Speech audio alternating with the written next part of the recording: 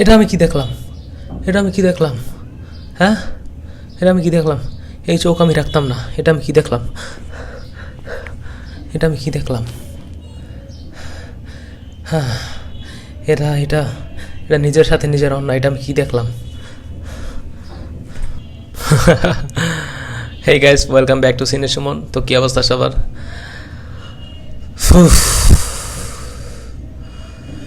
তো দেখে ফেললাম বাংলাদেশের আগামী ঈদের রিলিজ পেতে যাচ্ছে আন্ডারওয়ার্ল্ড নিয়ে।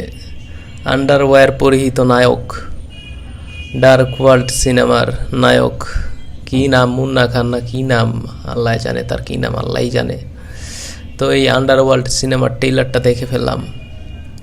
ট্রেইলার দেখে আমার কী রিয়াকশান হয়েছে তা তো আপনারা ভিডিওর শুরুতেই দেখে বুঝে ফেলছেন যে কী অবস্থা হয়েছে আমার।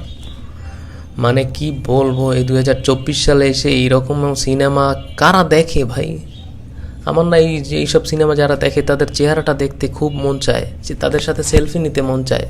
কারণ চিড়িয়াখানায় তো যাই না, ছোটোবেলায় চিড়িয়াখানায় গেছিলাম, সেই চিড়িয়াখানার স্মৃতি আমার এখনও খুব মনে পড়ে। যে বান্দর, হনুমান, কুমির, সাপ, তারপরে বা এইটা ওইটা বিভিন্ন প্রাণী দেখা তাদের সাথে ছবি তোলার, কাছে যাওয়ার অনেক আগ্রহ জাগতো।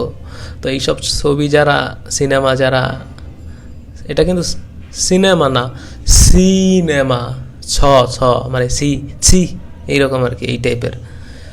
তো এইসব সিনেমা যারা বানায় আর যারা দেখে, যাদের জন্য বানায়, তাদের না আমার খুব দেখতে ইচ্ছা করে, তাদের ধরে দেখতে ইচ্ছা করে, তাদের সাথে একটা সেলফি তুলতে ইচ্ছা করে, কারণ তারা খুবই আজব প্রাণী। তো এই নায়কের একটা ইন্টারভিউতে দেখলাম সে নাকি কাতার প্রবাসী। সে প্রবাস থেকে আইসা তার খুব জাগছে, খুব চুলকানি জাগছে, তার খুব মন চাইছে একটা সিনেমা বানাইতে। কলকাতার কৌশানীরে ভাড়া আনছে, কয়দিন থাকছে, আচ্ছা কয়দিন থাকছে এটার আবার ডাবল মিনিং খুঁজেন না। কয়দিন থাকছে বলতে বাংলাদেশে আইসা কিছুদিন থাকছে সে। তো এই কৌশানী মুখার্জি একটা সময় কিন্তু সে ইন্ডিয়া, কলকাতায় ভালো ভালো সিনেমা করতো, এ গ্রেডের সিনেমা করতো, বনি সেনগুপ্তর সাথে, এমনকি দেবজিতের সাথেও তার সিনেমা। দেবের সাথে মনে হয় হইচই, আনলিমিটেড এইরকম একটা ছবি আছে, দেবের সাথে গানও আছে। তো যাই হোক, মেইন স্ট্রিম, কলকাতার মেইন স্ট্রিম অনেকের সাথেই সিনেমা করছে সে। সেই কৌশানীর এই অবস্থা, করুণ অবস্থা। কি বলবো, সে হয়তো কলকাতায় কাজ টাজ পায় না, তার হাজব্যান্ড বনি সেনগুপ্ত সেও তো কাজ পায় না। এখন তার পয়েন্ট অফ ভিউ থেকে সে হয়তো রাইট যে কাজ পাই না, সংসার কিভাবে চালাবো, যে কোনো একটা কাজের অভাব ফেলে সেটা করেই পেটটা চালাইতে হবে। এই সিনেমায়ও তার একটা ডায়লগ আছে যে আমি যা করার জন্য এগুলো করি পেট চালানোর জন্য। তো এই পেট চালানোটাই হয়তো তার এই সিনেমা, এই টাইপের সিনেমায় সাইন করা, অভিনয় করার মূল উদ্দেশ্য হয়তো হতেই পারে। আরও একটা বান্দা কিন্তু আছে, হ্যাঁ, মিশা সওদাগার। এই বান্দারে আপনি যা দিবেন তাই গিলবে, যা দিবেন তারে। বাংলাদেশের ফেমাস সেলিব্রিটি মেগাস্টার শাকিব খানের সাথে একটা রোল দিলে সেটাও করবে, হিরো আলমের সাথে সিনেমার অফার দিলে সেটাও করবে। আমার মনে হয় হিরো আলমের সাথেও তার সিনেমা আছে, কারণ কাজী হায়াতের সাথে আমি একটা ভিডিও ফেসবুকে ঘোরাঘুরি করতেছিল, হিরো আলম কাজী হায়াতের একটা সিন। তো কাজী হায়াত একটা স্বনামধন্য ডিরেক্টর হওয়ার পরও হিরো আলমের সাথে সিনেমা করে। তো মিশা সওদাগর, তারা তো অনেক নিম্নমানের সিনেমাই আমি দেখছি মিশা সওদাগরের। এই বান্দারে নিয়ে আর কি বলবো, এটা আপনারা সবাই জানেন। তো যাই হোক, মূল কথায় আসি।